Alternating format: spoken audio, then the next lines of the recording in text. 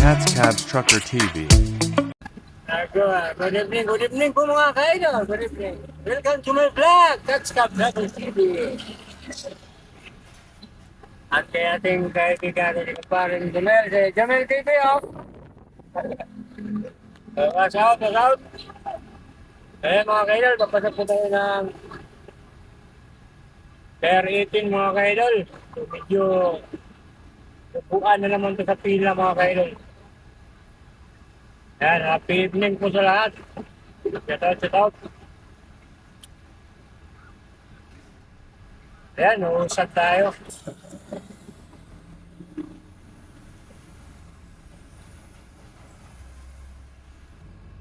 Ayan, nakausad tayo mga kaidol.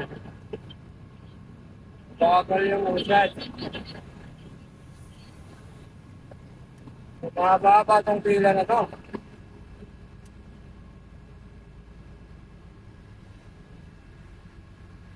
Ilang oras kayang bilangin ito, mabagal po yung usad.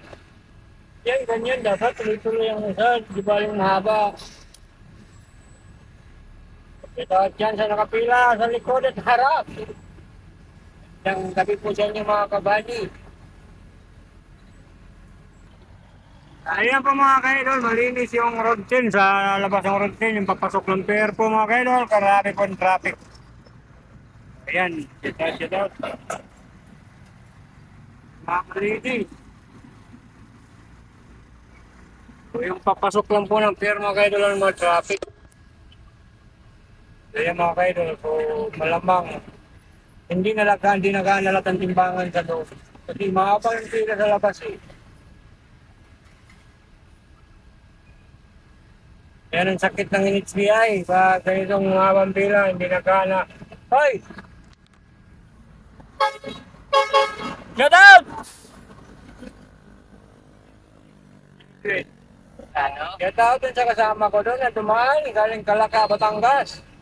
Yan ako, laking Kalaka. Yan nga oh, hindi nga nagana lahat oh, dalawa lang.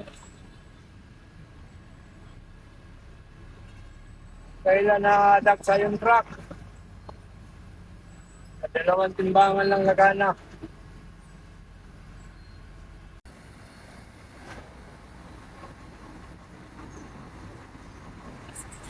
Ayan, mahaba ang pila. Mahaba ito mga kaidol. Oras kang pipilangin bago tayo makasalang ng timbangan. So yan mga kaidol, nandito na rin tayo sa may entrance. So yun po yung status dito mga kaidol, dalawang linya lang po na kaya't mahaba yung pila.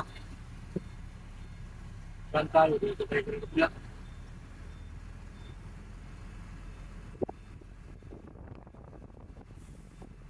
Pilang dampak ito, saka sila yung dalawang lane kaya mabagal. At mga bali. So, mababa ba yan? So, isang oras na natin ginugol natin dun sa labas pa lang bago tayo makapasok. So isang oras na naubos sa atin sa kapila. So, dito medyo alam nito baka abutin pa tayo ng isang oras. Bagal yung usad mga kaidol. So yan, ayan, good evening Marina Northport, 13, good evening, ayan. So nakababa lahat ng mga boom nung nagkakarga ng barko mga kaidol. So ibig sabihin nyo mga kaidol, maraming barko. So dito ngayon, pag nakalagpas tayo dito sa pila na to, yung problema natin pagdating sa location, baka maraming utawa. So doon tayo matatagalan. Pag maraming utawa doon sa location ng mga kaidol is oras naman ang bibilang natin nun bago tayo ma-unload. So, tsaga-tsaga lang tayo mga kaidol. Matatapos yan bago matapos tong gabing to. Yun lang talaga ang buhay natin. Kailangan magtsaga. Ayan, napit-apitan tayo mamaya-maya mga kaidol. So yun po lang mga kaidol, shoutout ka pala kay Lopez Rosario sa Batang Northport. Operator po siya ng YT dito mga kaidol sa loob ng pier. So shoutout sa mga operator ng YT dito, Manila Northport mga kaidol. Ingat tayo sa trabaho natin. Shoutout sa buddy, shoutout. So nagbalakbagan na yung mga pila mga kaidol kasi nag-open yung kabilang lane. So nagsilipatan yung iba doon, di tayo nakalipat kasi nabalakbagan tayo. So balik lang tayo sa dati ating linya dito sa kabila. Then dapat ganyan, dapat paganahin yung apat para mabilis yung usad. Hindi kami, mapagod pa kami, galing pa kasi may malalayong lugar. Pagdating dito, kaya ito sistema, ang haba ng pila. Kulang-kulang pa kami lagi sa tulog. Ayan, para tuloy-tuloy mga kaidol. So 3 linya pong nagana. So malapit na tayo sa timbangan. Siguro nasa pang 5 truck lang ako. 4 o 5, pang-apat. Ay tama nga, 5. Ayun, mabante na yung nasa una. So pang-apat lang tayo. So kunting tiisa lang. So, doon tayo magkaalaman dun sa location kung may mga utawa. May mga utawa sa location natin is matatanggalan na naman tayo mga kaidol. Ayan.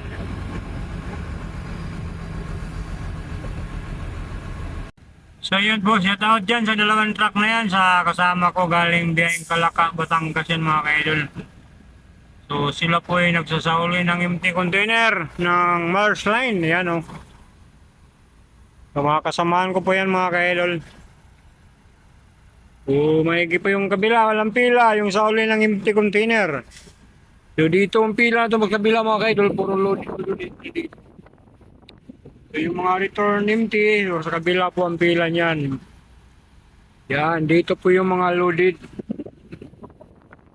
Mga kalapusan. Ayan na mga kaidol. So pangalawa na tayo sa pila. So nasa bunga na talaga tayo.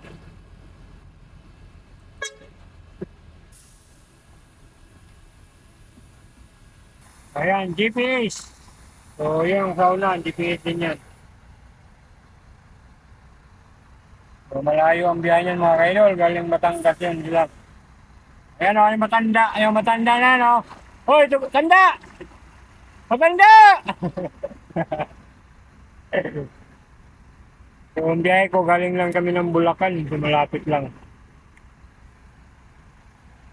Driver niyan, matanda. Yan, tapos yung driver ng kabila, ano yun, pungkol. Kiyang-kiyang ba, kiyang-kiyang. So yun, dinadaan-daan lang din sa video-video mga kaidol, pagbablog. Kaya tinamalayan, so 2 oras na tayo nakapila.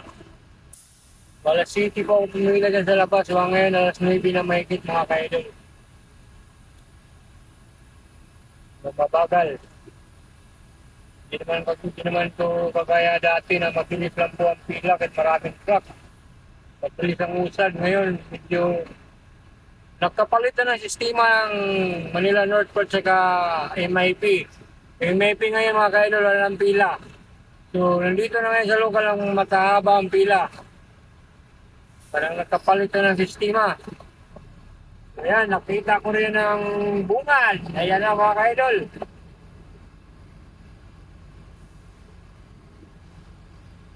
Ayan ayan po yung mga kaidol, papasok na po tayo na papunta tayo ng ating location. Check! Good evening!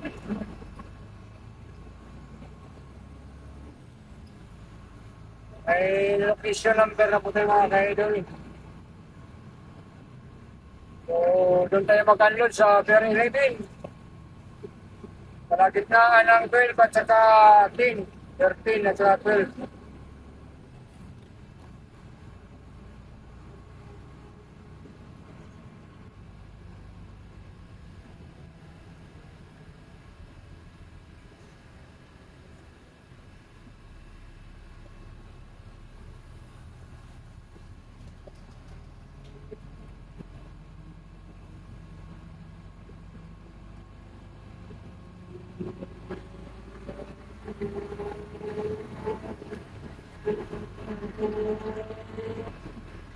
Ayan, daming empty mga kaidol. Morita, gutong. Ang nakaraang araw is grabe, pahirapan lang empty. Halos walang empty. Ayun, tambak na po yung empty, empty site. Ayun, shout out sa mga sa body natin mga YC operator.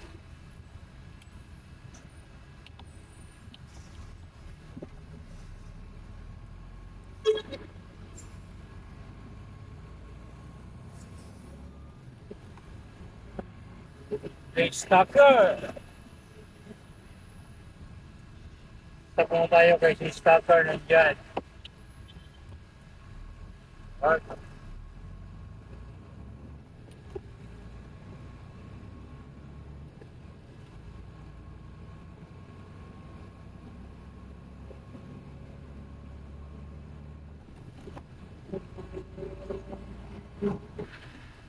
So, pag ang location nyo na 11, dito po tayo pupunta. Yun lang problema, may mga tawa. Tawa mga kaluni. Marinis, nagpawak lang pala yung matawa na yan.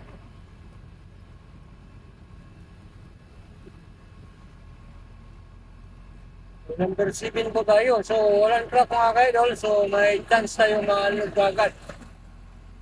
So, number 7. Dito. Ito yung location natin, number 7. So, yan mga kaidol. Antabayan na natin yung RPG na yan. Pupunta dito yan. So, yan. Nag-travel ako punta rito. So, ayusin din to slack. So, yan mga kaidol. Oh, malapit na siya. Oh. So, maalog tayo kagad. Samba natin, walang truck dito sa location na to. Wait, baka pa na pumila tayo ng 2 oras na higit dun sa labas papasok. Dating naman sa location, sulit naman mga kailo kasi ayan na, i-discard tayo kaagad. So ayan, baba na yun mga kaidol.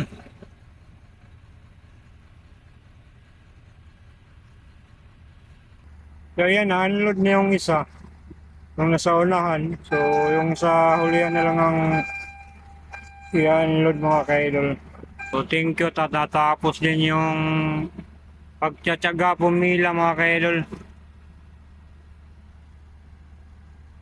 Pagkatapos natin dito ang pa-unload, diretso tayo ng pascargo na butas para pull out tayo ng empty container para sa biyahe natin pang Lunes.